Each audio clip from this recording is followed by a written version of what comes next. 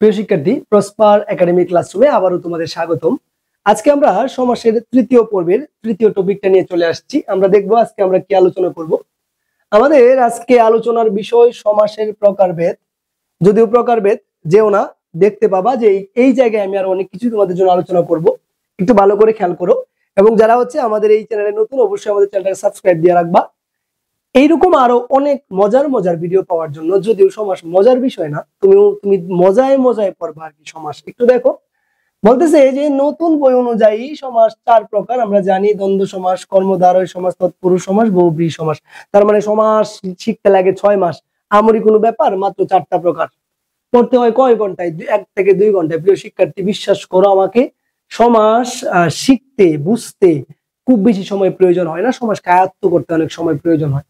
প্রিয় শিক্ষার্থী দেখো, পুরাতন বই অনুযায়ী সমাস 6 প্রকার: দ্বন্দ্ব, কর্মধারয়, তৎপুরুষ, বহুব্রীহি, দ্বিগু, অব্যয়ীভাব।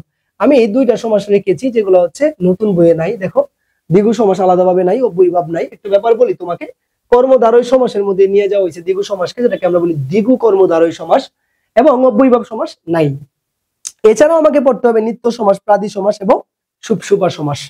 কিন্তু আজকে আমাদের আলোচনার বিষয় কি তাহলে প্রিয় শিক্ষার্থী? আজকে আমাদের আলোচনার বিষয় পদের প্রাধান্য অনুযায়ী সমাস। আমরা যারা এই ক্লাসে আজকে প্রথম, আমি বলবো যে আগের 2টা ক্লাস দেখে আসো, সমাসের আগে বেসিক কনসেপ্টটা নিয়ে আসো, দেন আজকের এই ক্লাসটা দেখো, উপকার হবে। দেখো, আমাদের প্রথমেই আছে দ্বন্দ্ব সমাস। একটু ভালো করে খেয়াল করবা। আমরা জানি যখন কোনো একটা শব্দ, এই যে ভাই বোন, এই কথাটা আমি ব্যবহার করেছি, এটাকে আমরা সমস্ত পদ বলি। এর নাম কি বলো দেখি? সমস্ত পদ। একটু ভালো করে খেয়াল করবা, যখন কোন শব্দ আমরা বলতেছি মা বাবা, যদি বলি মা বাবা, এটাকে আমরা সমস্ত পদ বলতেছি। এবার এই যে মা এবং বাবা, মাকে আমরা পূর্বপদ বলতেছি, মাকে আমরা কি বলতেছি? পূর্বপদ বলতেছি। বাবাকে আমরা পরপদ বলতেছি। এবার কোন সমাসে কোন পদ প্রধান, এইটা একটা প্রশ্ন সবার মধ্যেই থাকে, যে কিভাবে বুঝবো আমি এটা দ্বন্দ্ব সমাস, কি করে বুঝবো? এবার তুমি পদ দেখেই বুঝতে পারবা এটা কোন সমাস। যদিও এটা একটু কঠিন হয়, আরো অনেক ব্যাপার সেপার বুঝে নিলেই সমাসটা পড়া খুব সহজ হয়।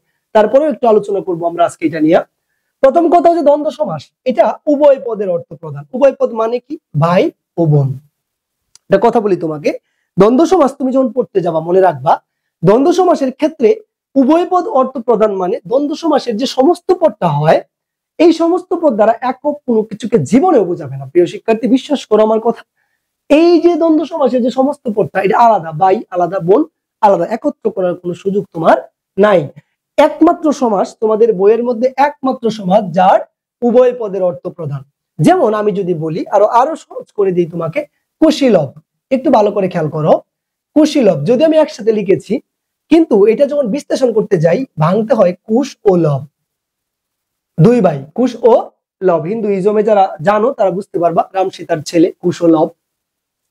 তাহলে কুশীলবে 2টা পদ আছে, কুশ আলাদা, লব আলাদা।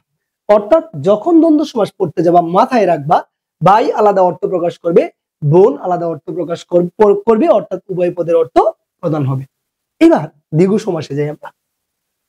দ্বিগু সমাসে কি বলছে? পরপদের অর্থ প্রদান। তাহলে পরপদ কোনটা? এখানে চৌ এবং রাস্তা। চৌ মানে 4, পরপদ হচ্ছে রাস্তা। তাহলে এখানে কি? এটা পূর্বপদ। এটা কি? পূর্বপদ। এটা কি? পরপদ। আমি কিন্তু আগের ক্লাসে বলেছি, তোমরা যারা আগের ক্লাসটা দেখো না, অবশ্যই ক্লাসটা দেখে আসবা। আমি বলি যে প্রত্যেকটা সমাসের সমস্ত পদের মধ্যে পূর্বপদ এবং পরপদ থাকা বাধ্যতামূলক। প্রিয় শিক্ষার্থী, তাহলে এখানে চারকে প্রাধান্য দেওয়া হচ্ছে নাকি রাস্তাকে প্রাধান্য দেওয়া হচ্ছে? তুমি বুঝতে পারবা অবশ্যই এখানে রাস্তাকে প্রাধান্য দেওয়া হচ্ছে। অর্থাৎ যখন আমি বলি সপ্তাহ, সপ্তাহ, এখানে সপ্ত এবং অহ, এখানে দিনটাকে প্রাধান্য দেওয়া হচ্ছে। কিন্তু তুমি মাথায় রাখবা, যখন তুমি দ্বিগু সমাস পড়তে যাবা, 2-3টা বিষয় মাথায় রাখবা। এক, দ্বিগু সমাসের ক্ষেত্রে তুমি নোট করে নাও, এক হচ্ছে দ্বিগু সমাসের পূর্বপদ সংখ্যাবাচক হয়। পূর্বপদ কি হয়? সংখ্যাবাচক হয়, এবং দ্বিগু সমাস দ্বারা সমাহার বা মিলন বোঝায়। আমরা খুব সহজে এটা বুঝতে পারি। চৌরাস্তা, সপ্তাহ, শতাব্দী, পশুরি, পঞ্চবটি, এরকম আরো অনেক আছে যেগুলোকে আমরা দ্বিগু সমাস বলি। তবে আমাদের আজকে জানার বিষয় কি ছিল? পরপদ প্রধান সমাস হচ্ছে দ্বিগু সমাস। এটা ব্যাপার খেয়াল করো। কর্মধারয় সমাস, পরপদ প্রধান। একটু ভালো করে খেয়াল করো। এবার এখানে মন এবং মাঝি, মন রূপ মাঝি, এখানে কি মন প্রধান নাকি মাঝি প্রধান? ডেফিনেটলি কি মনে হচ্ছে? মাঝিকে প্রাধান্য দেওয়া হচ্ছে, মন রূপ মাঝি। এখন কথা হচ্ছে, তুমি যদি না বুঝো আমি একটু সহজ করে দিই। যদি বলি মহানবী, যদি বলি কি মহানবী, তাহলে এখানে নবী প্রধান। যদি আমরা এরকম আরো অনেক অনেক উদাহরণ, যদি বলি জজ সাহেব, জজ সাহেব, একটু ভালো করে খেয়াল করো তো, এখানে সাহেব প্রধান, যিনি জজ তিনি সাহেব, এখানে জজ প্রধান না, সাহেবকে বোঝানো হচ্ছে। এবার আমরা যখন সমাস পড়তে যাব তখন আমাদেরকে খেয়াল করতে হবে যে দ্বিগু সমাসের ক্ষেত্রে পরপদ প্রধান, দ্বন্দ্ব সমাসে উভয় পদ প্রধান, কর্মদ্বারয়েও কি পরপদ প্রধান, এখানে মাঝিকে প্রাধান্য দেওয়া হচ্ছে। কর্মদ্বারয় সমাসের কয়েকটা ব্যাপার আমি তোমাকে বলে দিই, নোট করে রাখো। কর্মদ্বারয় সমাসের ক্ষেত্রে সবসময় মনে রাখবা অবশ্যই বিশেষ্য এবং বিশেষণ পদের সমাস হয়, অর্থাৎ পূর্ব পদে হয় বিশেষ্য থাকবে নয় বিশেষণ থাকবে, পরপদে হয় বিশেষ্য থাকবে নয় বিশেষণ থাকবে। 2 নম্বর নোট হচ্ছে কর্মদ্বারয় সমাসের যে সমস্ত পদটা থাকে এটা দ্বারা একক কোনো কিছুকে বোঝাবে। Note number 2। নোট নাম্বার 3, তুমি 3 নাম্বার নোট করবা হচ্ছে কর্মদ্বারয় সমাসের ক্ষেত্রে পূর্বপদ এবং পরপদের তুলনা বোঝায়, কম্পারিজন বোঝায়। আমি কি তোমাকে বুঝাতে পারছি প্রিয় শিক্ষার্থী? অবশ্যই এই জায়গাটাকে তুমি নোট করে রাখবা। তারপর দেখো তৎপুরুষ সমাস, এখানে কি পাবো আমরা? এখানে পরপদ প্রধান, তাহলে পরপদ প্রধান তৎপুরুষ সমাস, যেমন গুরু ভক্তি, এখানে গুরু প্রধান নয় ভক্তি প্রধান, গুরুকে ভক্তি করা। এবার ঘটনা হচ্ছে তৎপুরুষ সমাস, যেমন আমি যদি বলি স্কুল পালানু, স্কুল পালানু, একটু ভালো করে খেয়াল করো, একটু ভালো করে খেয়াল করলে বুঝবা প্রিয় শিক্ষার্থী, যদি একটু ভালো করে বুঝো তাহলে খেয়াল করলে দেখতে পাবা প্রিয় শিক্ষার্থী, আমরা যখন বলতেছি স্কুল পালানু, স্কুল পালানু, স্কুল পালানু, এখানে কিন্তু স্কুল প্রধান নয়, কে প্রধান? পালানু প্রধান। এরকম যত যদি বলি আমরা স্কুল পালানু ছাড়া যদি আমি বলি যে বিপদাপন্ন, বিপদাপন্ন, এখন কথা হচ্ছে এই যে আমি কিন্তু আগেই বলছি যখন পদের চিন্তা করবা তখন তুমি একটু সমস্যায় পড়বা।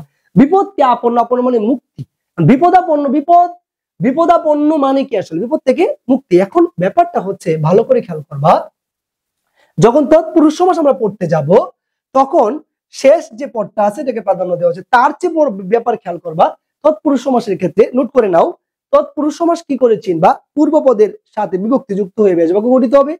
পূর্বপদের পরে একটু ভালো করে খেয়াল করবা, পূর্বপদের পরে আমরা দেখবো অনুসর্গ যুক্ত হয়ে আমাদের তৎপুরুষ সমাস গঠিত হচ্ছে। প্রিয় শিক্ষার্থী, পরে আমরা দেখবো আমাদের এখানে কি আছে বলো দেখি, বহুব্রীহি সমাস। তার মানে হচ্ছে বহুব্রীহি সমাসে কি বলতেছে দেখো, অন্য পদ প্রধান। এখানে একটা ব্যাপার আমি একটু বলে দিই প্রিয় শিক্ষার্থী, একটু একটু একটু মনোযোগ দিবা, মনোযোগ দিলে বুঝতে পারবা যখন পদের প্রাধান্য যে সমাস পড়তে যাবা তখন তোমার অনেক সমস্যায় পড়তে হবে, ডিটেলস আমাদেরকে পড়তে হবে। তাহলে এখন বলতে পারো স্যার এগুলো পড়াচ্ছেন কেন? এটা আমাদের প্রাথমিক ধারণা, আমাদেরকে জানতেই হবে প্রিয় শিক্ষার্থী, না জানলে পরবর্তীতে আমাদের অনেক সমস্যা হবে। একটু ভালো করে খেয়াল করো। তার মানে দ্বন্দ্ব সমাস উভয় পদ প্রধান একদমই আলাদা, একটা ব্যাপার খেয়াল করবো, বহুব্রীহি সমাস অন্য পদ প্রধান একদমই আলাদা। এবার যৌন বৈভাব বলতেছি পূর্বপদ প্রধান একদমই আলাদা।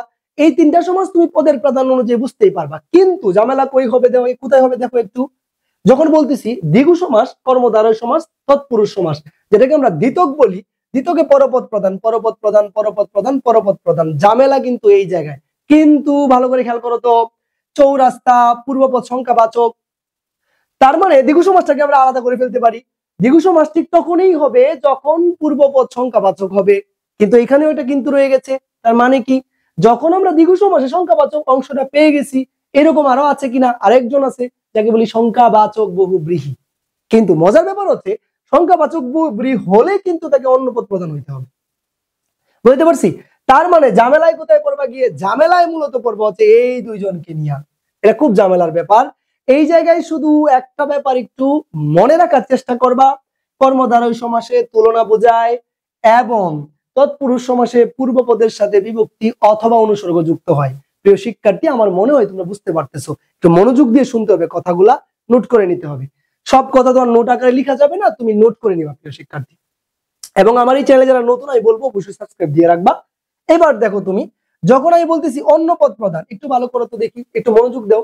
বহুব্রীহিতে অন্য পদ প্রধান মানে কি? তাহলে নীল পূর্বপদ, কণ্ঠ পরপদ। নীল একটা রং, কণ্ঠ তো আমরা জানি, এইখানে নীলকণ্ঠ কে? তাহলে এখানে নীলকণ্ঠ হচ্ছে শিব। তার মানে কি? তার মানে হচ্ছে এখানে পূর্বপদ প্রধান নয়, পরপদ প্রধান নয়, প্রধান হচ্ছেন শিব। কথা বলতে পারছি প্রিয় শিক্ষার্থী?